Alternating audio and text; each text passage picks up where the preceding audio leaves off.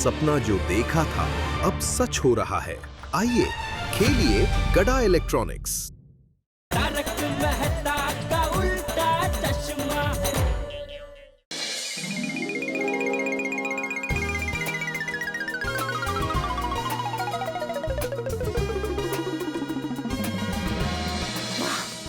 मस्त मस्त बहुत अच्छा किया दिक्का। वाह वाह। Thank you mummy. पैंट दो ना पैंट।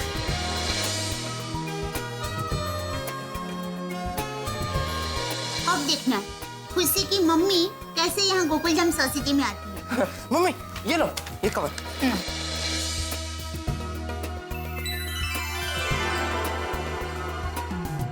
सॉरी हूँ बघू भाई, आपको जरा तकलीफ दे रहे हैं। अरे सेठानी जी कैसी बात कर रही हैं आप? इसमें तकलीफ कैसी? सयाने लोग कहकर गए हैं कि इंसान का जन्म दूसरे इंसान की मदद करने के लिए ही हुआ है। और फिर इस संसार में ओ बागेश्वरानंद महाराज, अपना प्रवचन बंद कीजिए और दया माँ जो भी ज्ञान बांटने जा रही है उसका चुपचाप ग्रहण कीजिए। जी सेठ जी, हुकुम सेठानी जी। अच्छा बाघा भाई, आपको कुरियर वाले भाई बनकर इस पते पर जाना है। और ये कवर सिर्फ और सिर्फ सुरभि बहन के हाथ में ही देना है। तथास्तु। मतलब आप फिक्र मत कीजिए सेठानी जी, आपने कहा तो समझो काम हो गया। लाइए। लेकिन भाई ठीक से सुना ना तूने, ये कवर सिर्फ और सिर्फ वो सुरभि बहन के हाथ में ही देना है। जी सेठ जी। और फिर तुरंत वहाँ से निकल जाना है। जी सेठ जी। और जाते जाते बीच में बावरी को मिलने नहीं जाना है। सेठ जी आप निश्चिंत हो जाइए, मैं यहाँ से निकलकर सीधा इसी एड्रेस पे जाऊंगा। तकलियास्तु। जी।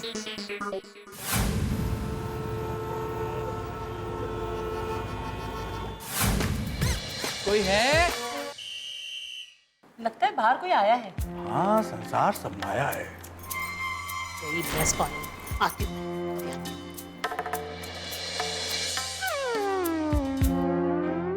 जी सुरभि जी? नहीं नहीं, मैं उसकी सास हूँ। ओह अच्छा अच्छा, सुरभि जी को बुला दीजिए ना, उनके नाम का कुरियर है। लाओ दे दो मुझे। ये कवर सिर्फ और सिर्फ सुरभि बहन के हाथ में ही देना है। नहीं, मैं आपको नहीं दे सकता। क्यों? मुझे क्यों नहीं दे सकते? सेठानी जी ने मना किया है। क्या? वो मतलब वो हमारी कंपनी पॉलिसी के खिलाफ है। क्या है, जिसके नाम का कुरियर हो उसी के हाथ में कुरियर देना चाहिए। अजीब नियम है। रुको अभी बुलाती हूँ। बहू, खाना अभी तो खाया था खाना। आप ये मशीन लगाइए। बहू जरा बाहर आना। जी माँ जी। देख तेरे लिए कुछ आया है। आप ही सुरभि जी हैं? जी हाँ मैं ही हूँ। सुरभि जी, ये आपके नाम का कुरियर आया है, ये आप यहाँ साइन कर दीजिए। आप ना पट्टी लगा के रखिए, पूरा दिन आपको जवाब देने निकल जाता है। अच्छा देख लेना बराबर, ठीक है? हाँ।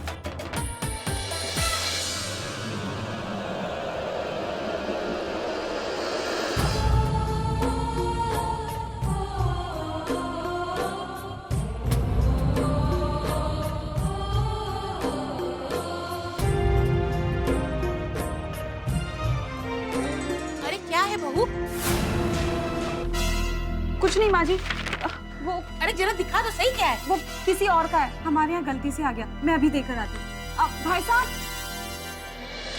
मेरी प्यारी माँ, तुम मुझे आखिरी बार मिलने भी नहीं आई। मैं तुम्हारा इंतजार कर रही थी। आखिरी बार अपनी बेटी को मिलने आ जाओ माँ, फिर चाहे तो कभी मेरा मुंह मत देखना, लेकिन एक बार आ जाओ, सिर्फ एक बार। तुम्हारी प्यारी बेटी खुशी। अरे बहू, कागज देकर आई? खाई खाई में तो मैं उसी दिन गिर गया था जब मेरी शादी हुई। मशीन लगाइए, मशीन लगाइए पहले। हाँ। अरे मैंने उससे कहा कागज देकर आई। हाँ, जी दे आई। माँ जी मैं ये कहना चाह रही थी कि मुझे थोड़ी देर के लिए बाहर जाना है। अरे बहू, अब फिर कहाँ जा रही है? अब वो सब्जी बना रही थी ना, तो धनिया कम पड़ गया, बस धनिया लेके आना है। मैं अभी आती हूँ। ठीक है जी।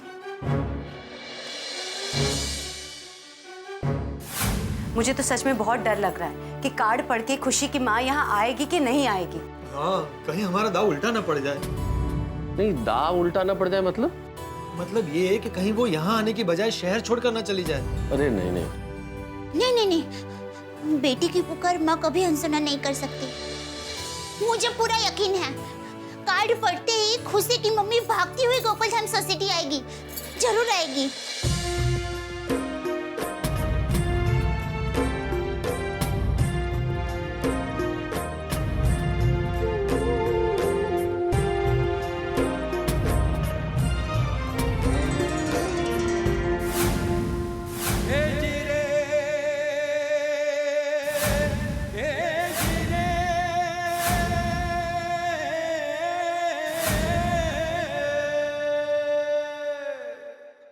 आप सब यहाँ?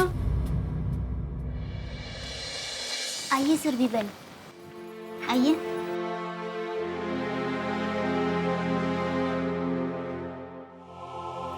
आइए, बैठिए बैठिए। नीचे।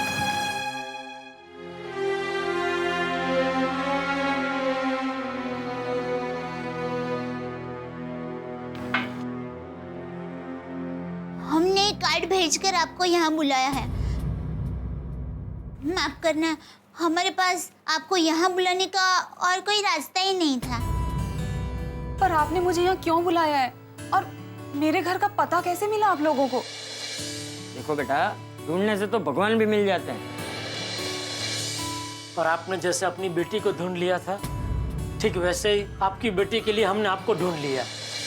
नहीं नहीं, खुशी मेरी बेटी नहीं है, वो आप ही की बेटी है, मैं उसकी माँ नहीं हूँ। अच्छा, तो अगर आप उनकी माँ नहीं है, तो शुभम मैटरनिटी होम में उसे किसने जन्म दिया था? हाँ। और अपनी बेटी की रक्षा के लिए अम्बे माता का लॉकेट किसने पहनाया था उसे? हाँ। और इतनी छोटी सी बच्ची को ये शिव मंदिर में अकेला किसने छोड़ दिया था? बोलिए। दोस्तों, देखो बेटा, हमें सब पता चल गया है, इसलिए हमसे कुछ भी छुपाने का कोई फायदा नहीं।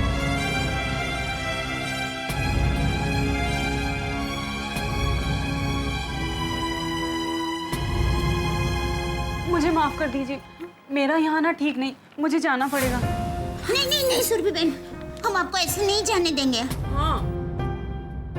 देखिए सुरभि जी, जो सवाल इतने दिनों से हम सभी के मन में है, उसका जवाब तो आपको देना ही पड़ेगा। सही बात है। और आपको बताना पड़ेगा। हम सब जानना चाहते हैं कि आखिर ऐसी क्या मजबूरी थी कि आपने ऐसी फूल जैसी नाजुक बच्ची को मंदिर में छोड़ दिया। मैं आपके सवालों का जवाब नहीं दे सकती, मेरे लिए बहुत बड़ी मुसीबत हो जाएगी। मुझे यहाँ से जाना होगा। देखिए देखिए बहन जी, हम आपसे वादा करते हैं, जैसे हमने आपको ढूंढ लिया, ठीक उसी तरह हम आपकी समस्या का हल भी ढूंढ लेंगे। विश्वास रखिए। बिल्कुल बिल्कुल। मेरी मुसीबत का कोई हल नहीं। देखिए सुरभि जी, पूरी दुनिया में हम गोकुलधाम वालों से ज्यादा जिद्दी कोई नहीं है। अगर आपने हमारी सारी बातों का जवाब नहीं दिया ना, तो हम लोग यहाँ पे डटे रहेंगे। बिल्कुल बिल्कुल छोटी। अभी खुशी दया आंटी के पास जाएगी। खुशी, हम लोग सब नीचे खेलने जा रहे हैं। हाँ बेटा,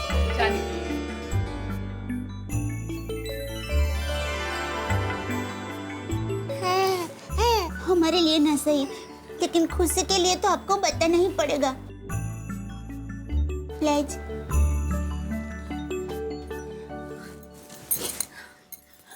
बेटा, तुम अपनी बच्ची से इतना प्यार करती हो, तो फिर उसे मंदिर में अकेले क्यों छोड़ दिया था? आप अपनी ही बेटी से मुंह क्यों मोड़ रही है?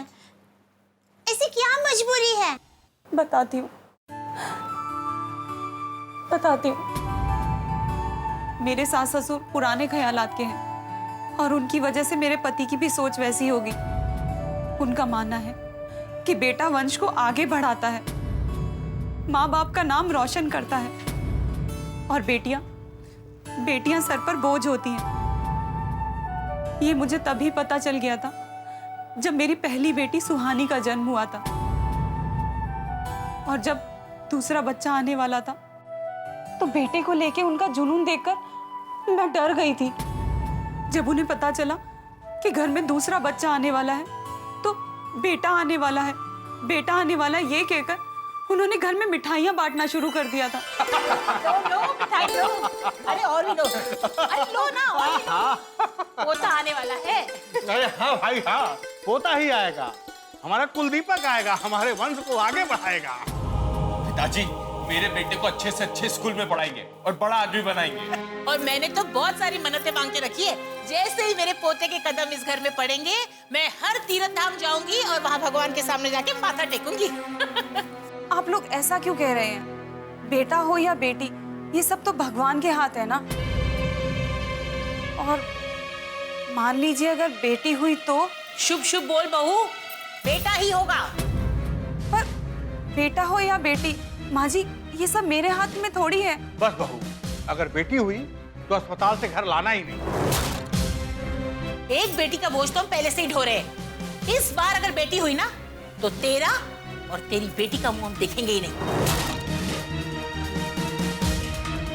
माँ और बाबूजी ने बोल दिया ना, अब इस बात पर और बहस नहीं चाहिए मुझे। बेटा चाहिए तो बेटा ही आएगा, और अगर बेटी हुई तो वो इस घर में नहीं आएगी।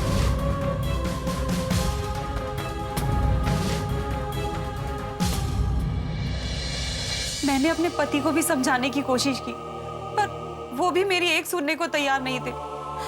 उनके भी सर पे बेटे का भूत सवार था।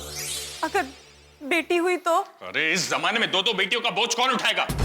इनकी पढ़ाई लिखाई, इनकी शादी कराना, एक आदमी की पूरी जिंदगी की कमाई लग जाती है इसमें। और फिर बेटी किस काम की? वो बोझ नहीं तो और क्या है? अगर यही बात है तो हम दूसरा बच्चा क्यों कर रहे हैं? एक ही काफी है। अरे वो बेटी है बेटी, मुझे बेटा चाहिए, बेटा इस घर का वारिस। और अगर तुम बेटा पैदा नहीं कर सकती हो तो मैं दूसरी शादी कर लेता हूं, और फिर रहना तुम और तुम्हारी बेटियां अपने मायके में। कान खोलकर सुन लो, मुझे बेटा ही चाहिए, बेटा बेटा।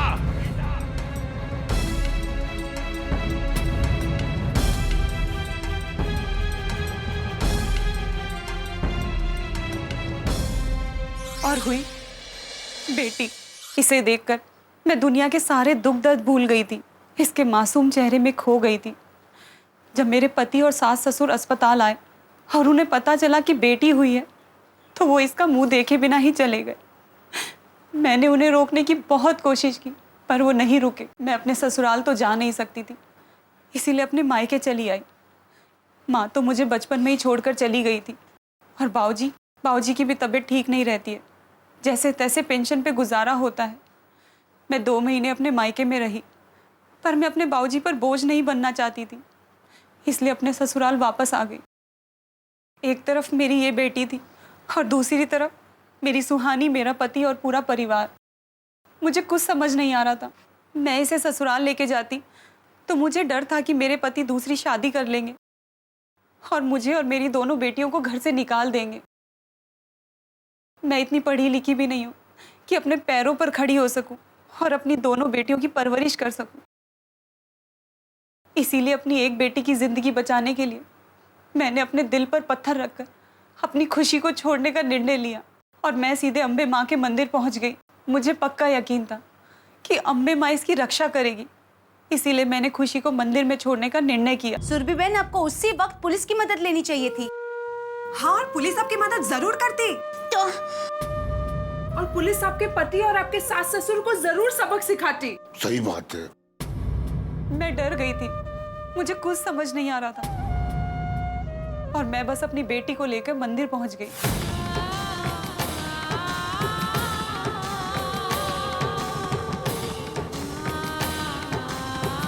मैं अपनी बेटी को मंदिर में छोड़कर जाना चाहती थी, लेकिन मेरे कदम नहीं उठ रहे थे।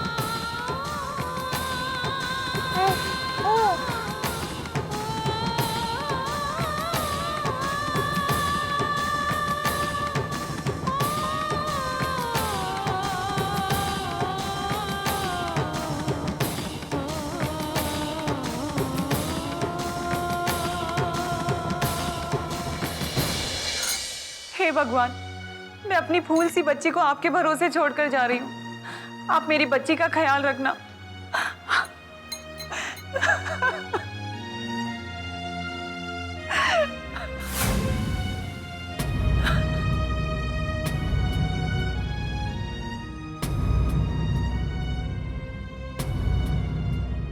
तभी मैंने एक सांप को वहां आते देखा।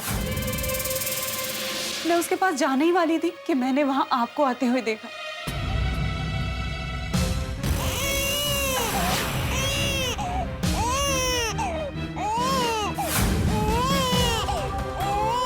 कहते हैं जिसका कोई नहीं होता उसका भगवान होता है। आपने मेरी बच्ची को बचा लिया और उसे अपने हाथों में उठा लिया। मैं ये सब छिपकर देख रही थी। आपने इधर उधर देखा, आवाज लगाई, ढूंढने की कोशिश भी की, लेकिन आपके सामने आने की मेरी हिम्मत नहीं हुई।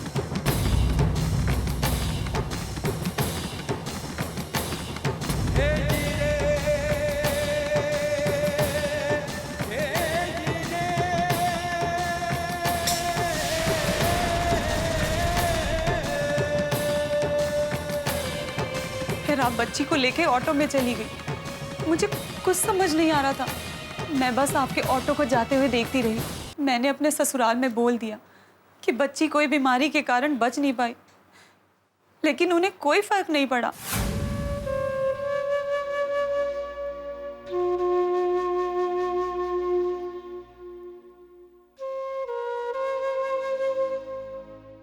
उस रात मुझे नींद नहीं आई। मैं आपके बारे में और अपनी बेटी के बारे में ही सोचती रही। मेरा दिल मेरी बच्ची को देखने के लिए तड़प रहा था। मुझे लगा कि आप बच्ची के माँ बाप को ढूंढने अगली सुबह मंदिर आएंगे, इसीलिए मैं भी मंदिर पहुंच गई और वहां आपके लगाए नोटिस को देखा और मैं सीधी गोकुलधाम सोसाइटी चली आई। मैंने देखा कि आप सब भले लोग हैं और आपने मेरी बच्ची को प्यार से भी रखा है। आप उसके माँ बाप को ढूंढने की कोशिश भी कर रहे हैं। मेरे लिए इतना ही काफी था।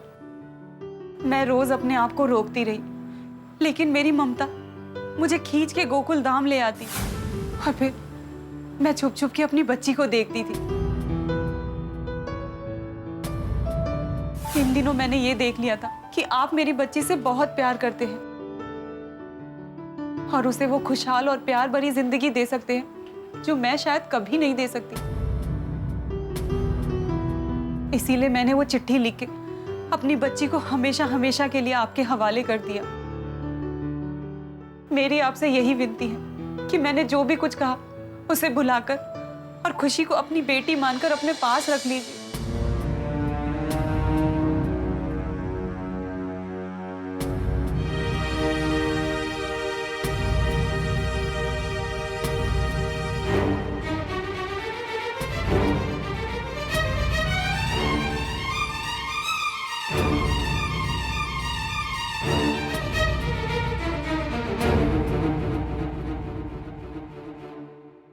दोस्तों, अंततः पता चल गया कि खुशी की मां की मजबूरी क्या है। लेकिन खुशी की मां की बात सुनकर हम सबके सिर शर्म से झुक गए। एक तरफ दुनिया जहां इतनी तरक्की कर रही है, इंसान चांद पर पहुंच गया है, वहां खुशी की मां के ससुराल वालों की सोच आज तक गर्त में है। जो लोग बेटियों को बोझ समझते हैं, उन पर अत्याचार करते हैं, उनके साथ दुर्व्यवहार करते हैं, बेटियों की फूल जैसे हाथों से कलम छीन लेते हैं, उनको आसमान में उड़ने देने के बजाय उनके पंख काट लेते हैं। तो अब गोकुलधाम निवासियों के सामने एक बहुत बड़ी चुनौती है, वही चुनौती जो इस वक्त देश के सामने भी है। खुशी की मां के ससुराल वाले जैसे लोग हैं, उस तरह के लोगों को सबक सिखाना, उनकी अक्ल ठिकाने लगाना, उन्हें बताना कि बेटियां कितनी महत्वपूर्ण होती हैं। अब देखना यह है कि क्या करेंगे गोकुलधाम निवासी, किस तरह से खुशी की मां की मजबूरी को दूर करेंगे, किस तरह से खुशी की मां के ससुराल वालों की अक्ल ठिकाने लगाएंगे। ये सब आप जान जाएंगे जब आप देखेंगे एक मस्ती भरा एपिसोड तारक मेहता का उल्टा चश्मा का। देखते रहिए, हंसते रहिए।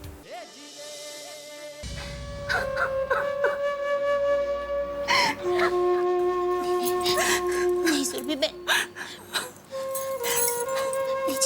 पानी पीजिए। सुरभि जी, अब रोइए मत प्लीज।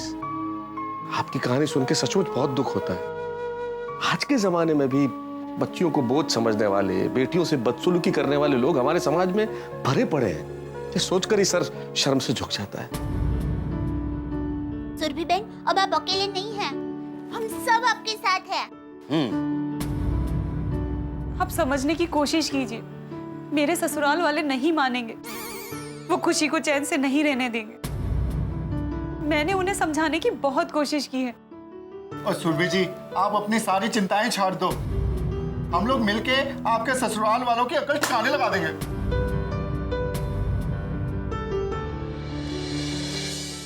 करेक्ट है जोड़ी, हम लोगों को कुछ करना ही पड़ेगा, वरना इनके ससुराल के लोग सुरभि जी और उनकी बेटियों का जीना हराम कर देंगे। हमारे देश ने हर क्षेत्र में इतनी प्रगति की है, फिर भी ऐसे लोगों की मानसिकता नहीं बदली। बड़े शर्म की बात है ये। ऐसे लोगों को तो ऐसा सबक सिखाना चाहिए, ऐसा सबक सिखाना चाहिए कि इनकी दुनिया हिल जाए। देखो, वो लोग बुरे नहीं हैं, उनकी सोच बुरी है। बेटियों से नफरत करने की ऐसी नीची सोच को अगर हमने नहीं बदला तो हम भी गोकुल धाम वाले नहीं। और देखिए, आपके घर वाले खुशी को अपनाएंगे और बहुत प्यार से अपनाएंगे, ये हम सबका वादा है आपसे। हाँ सुरभि बहन।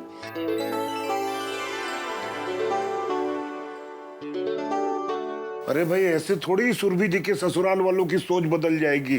अरे भाई, किसी ने सोचा है कैसे करेंगे, क्या करेंगे? सोड़ी, तुमने कल क्या फर्स्ट क्लास आइडिया दिया था, कुछ आइडिया निकलना भाई।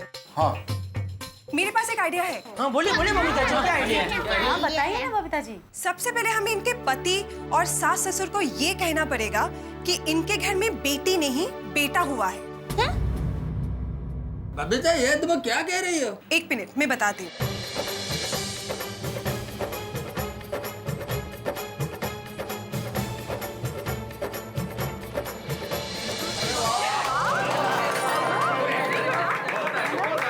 लेकिन मेरी कुछ समझ नहीं आ रहा है। मैं क्या करूं? मैं कहाँ जाऊं? देखो बेटा, तुम चिंता मत करो, तुम यहीं रहना हमारे पास। चिंता मत करो, सब ठीक हो जाएगा। हाँ। तो अभी ये तय करते कि इनके घर पे कौन कौन जाएगा। मैं जाती हूँ। आप अकेले कैसे जाएंगे बबीता जी? नहीं जीजा भाई, बबीता जी के साथ मैं चली जाऊंगी। चलो जी, मैं गड्डी काटना। सोड़ी, मैं भी चलता हूँ। मैं भी आता हूँ। अय्यर भाई, सबको जाने की जरूरत नहीं है, क्या जितने कम लोग जाए उतना अच्छा है, वरना हो सकता है उनको हमारे ऊपर शक हो जाए। क्यों बबीता जी? हाँ, that's better है। तुम यहीं पे रहो। हाँ दया, जैसे बबीता जी ने कहा वैसे तो तैयारी शुरू कर दे। हाँ ठीक है टप्पू के पापा। और हाँ सुरभि बेटा, तुम भी तैयार रहना, जैसे ही हम तुम्हें नीचे बुलाए तुम आ जाना। ठीक है, तो फिर ये तय रहा, सोढ़ी, पोपटलाल, बबीता जी और अंजलि चारों सुरभि जी के ससुराल जा रहे हैं। ठीक है, और आप लोग जैसे ही वहां से रवाना हो हमें प्लीज फोन कर देना। हाँ ठीक है मेरे साथ। तो ठीक है, फिर हम लोग चलते हैं। हाँ चलो चलो ओके।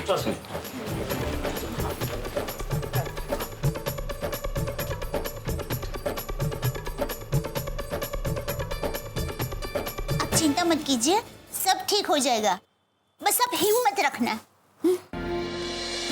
उनकी इतनी हिम्मत, घर की बहू बेटियों के साथ ऐसा बुरा सलूक करते हैं। ओए, उन लोगों को ऐसा मजा चखाएंगे, ऐसा मजा चखाएंगे, नानी दादी पर नानी पर दादी और जो भी है ना, सब याद आ जाएंगे। अरे दुनिया हिला देंगे उनकी। एक मिनट, आप दोनों शांत हो जाइए।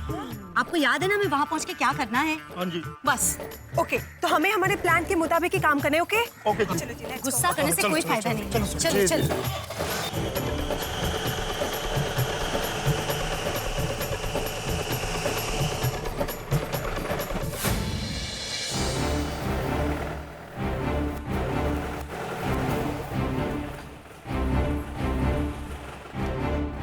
ओ बबू, याद है ना पिड़ू ने क्या कहा था? क्या?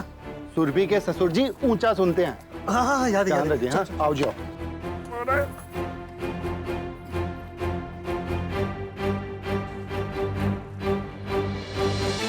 एक मिनट। सोड़ी, लगता है यही ससुर जी है।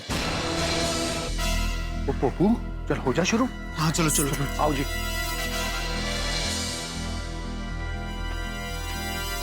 शेखर जी यहीं रहते हैं? हाँ यहीं रहते हैं, लेकिन आप इतना चिल्ला के क्यों बात कर रहे हो? मैं तो पिड़ू ने क्या सी?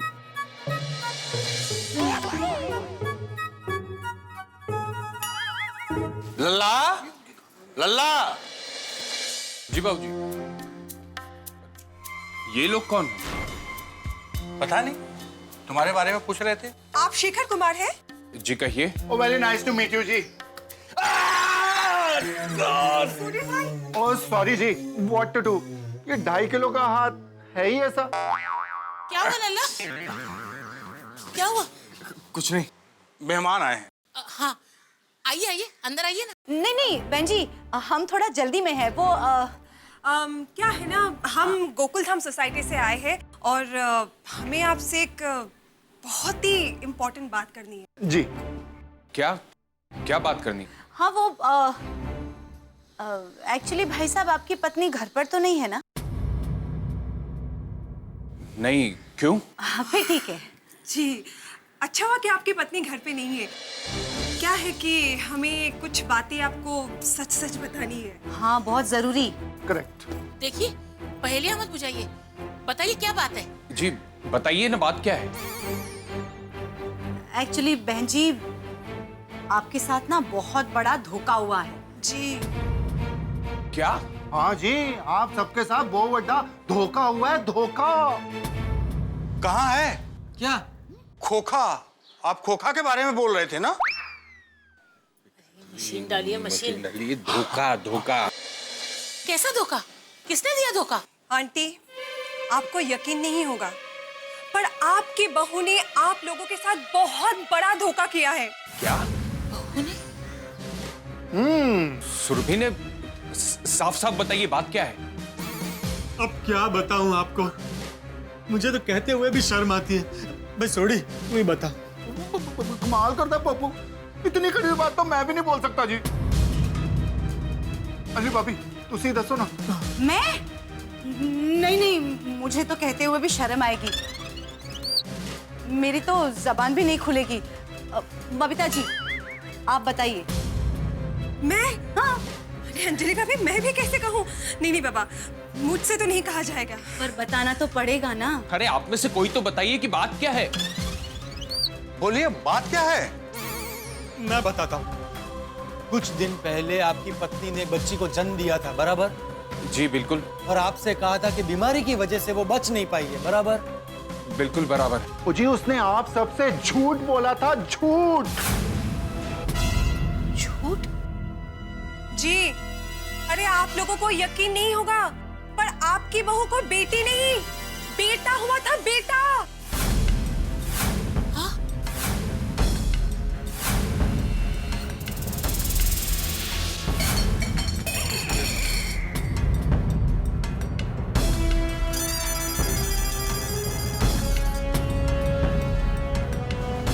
शेखर जी, आपका बेटा।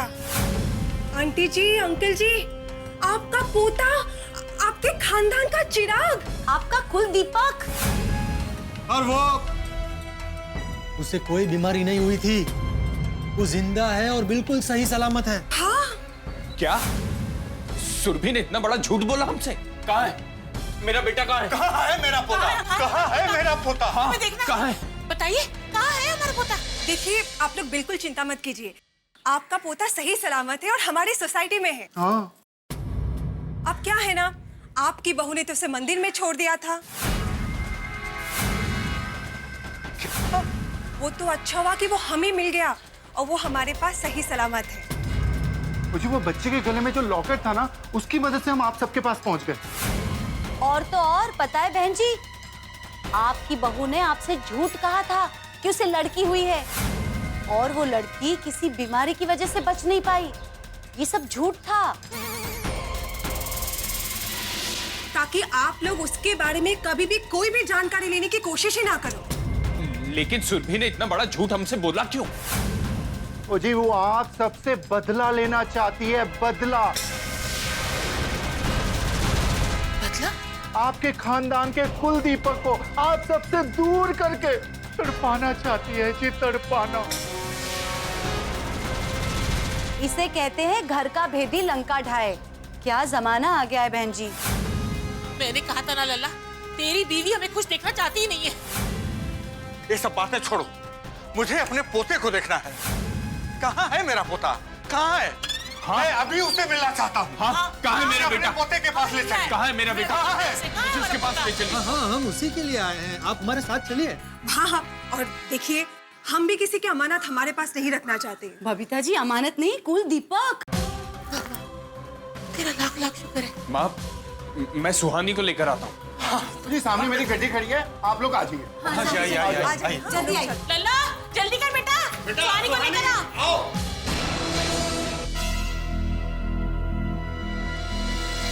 बहुत देर हो गई ना। अभी तक ये लोग आए नहीं, कुछ गड़बड़ तो नहीं?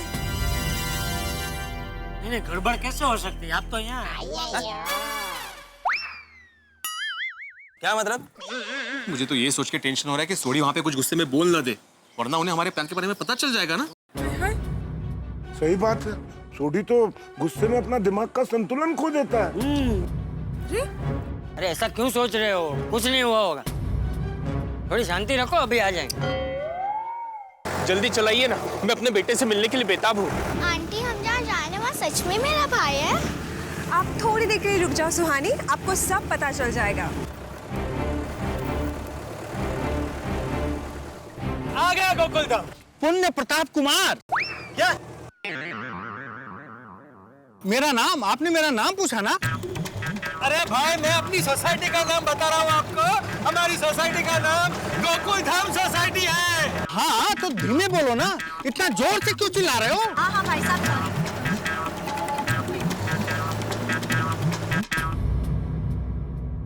पर अब तक तो आ जाना चाहिए था चाचा जी। लो आ गए। अरे आइए, कहाँ है मेरा बेटा? यही है, बस यही। आइए, कहाँ है मेरा बेटा? आइए। दिखने में तो कितने भूले भाले लग रहे हैं। और हरकतें शैतानों वाली। हाथी भाई, शैतान फिर भी अच्छे होते हैं, ये तो शैतान से भी गए गुजरे हैं। बिल्कुल सही कहा तुमने। यार भाई, हम सबने मिलकर जो तय किया वैसा ही करना, कुछ लोचा मत मारना। जिगर का टुकड़ा कहाँ है मेरा लल्ला? कहाँ है मेरा बेटा? कहाँ है मेरा बेटा? बताइए, जिगर का टुकड़ा? बताइए कहाँ है मेरा बेटा? बताइए मेरा बेटा किधर है? बताइए ना, कहाँ है हमारा बेटा? अरे बताओ भाई। आइए, मिलवाइए मेरे बेटे से मुझे। कहाँ है? हम उसे देखना चाहते हैं। कहाँ है? दिखाइए मुझे, मैं बच्चे का बाप शेखर कुमार, और ये मेरे माँ बाबू जी। आइए, आपका हमारी सोसाइटी में स्वागत है।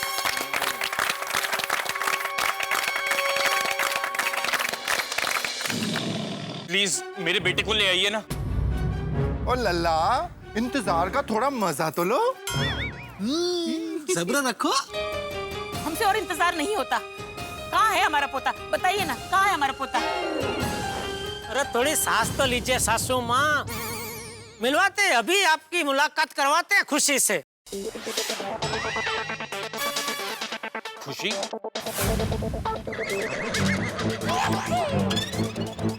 खुशी? खुशी? अभी कौन लो जमा रहा? खुशी कुमार। खुशी कुमार? वो क्या है कि हम सबके चेहरे पे उसका चेहरा देखते ही एकदम खुशी छा जाती है, इसलिए दया ने बोला कि उसका नाम खुशी कुमार रखते हैं, तो इसलिए खुशी कुमार है ना दया? हाँ। हाँ, और इसीलिए वो खुशी कुमार को हम प्यार से खुशी कहते हैं। हाँ, सही बात है। अच्छा नाम है खुशी कुमार। ये तो अच्छा हुआ आप लोग थे, वरना हमारी मनुष बहू ने तो वीराने में छोड़ दिया था हमारे खानदान के वारिस को। अब और इंतजार नहीं हो रहा है, जल्दी से मिलवा दीजिए प्लीज। हाँ, मिलवाएंगे भाई, मिलवाएंगे। उसके लिए तो खास आपको मंगाया है। लेकिन एक शर्त है। शर्त? कैसी शर्त? कैसी शर्त है? वो जिनकी शर्त है वही आपको बताएंगे। अपने बेटे के लिए मुझे कोई भी शर्त मंजूर है, मैं कुछ भी देने के लिए तैयार। पर शर्त किसकी है? बहू, बुला ले उन्हें। जी बापूजी।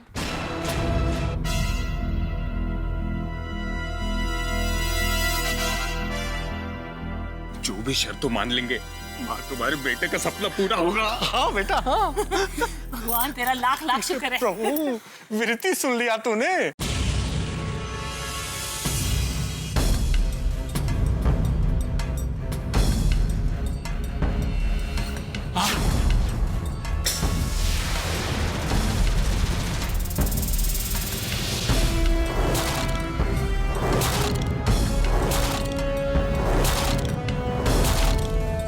मम्मी?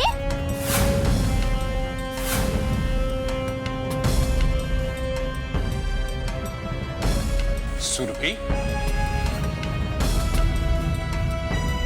बहू? बहू मत बोल इसे, अब इससे हमारा कोई रिश्ता नहीं। आप तो हमारे बेटे से मिलवाने वाले थे ना? ये यहाँ कैसे आई? सुरभि, तुम यहाँ? और ये सब क्या हो रहा है? रो रहा है? कौन रो रहा है? रो रहा है नहीं, आप मशीन डालिए, मशीन डालिए। हाँ। रो रहा है नहीं, क्या हो रहा है? क्या हो रहा है? क्या हो रहा है? पहले अपने खानदान के चिराग का मुंह तो देखने दीजिए।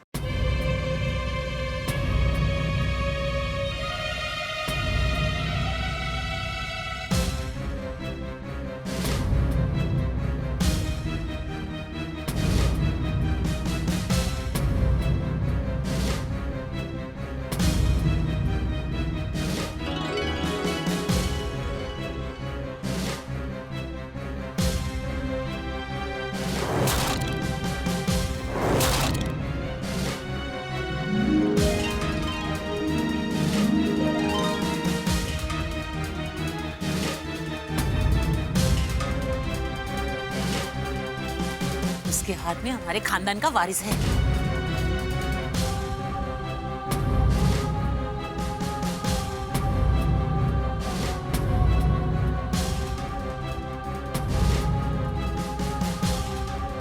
जल्दी जल्दी से नीचे लेके आओ उसे।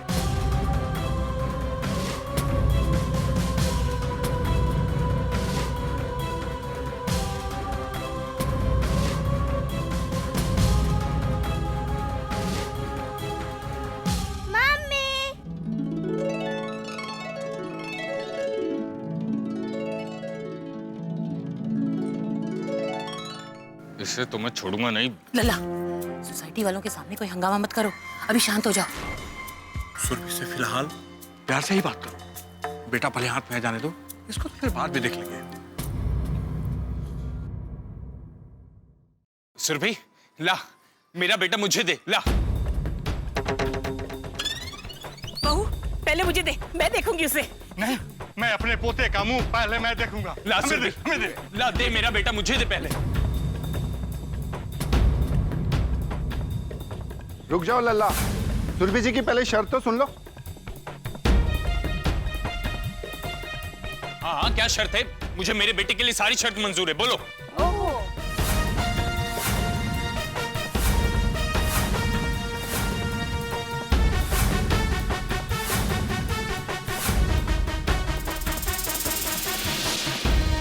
दोस्तों, फैसले की घड़ी आ चुकी है।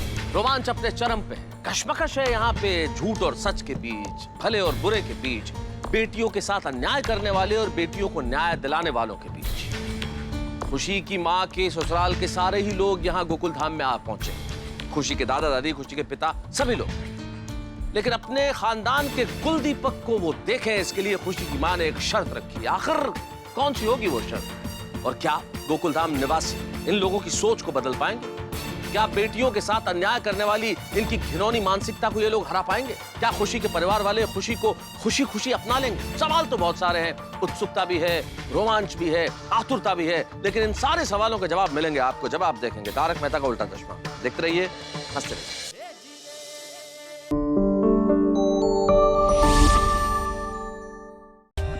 For more updates, subscribe to our channel, click the show links and enjoy watching the videos.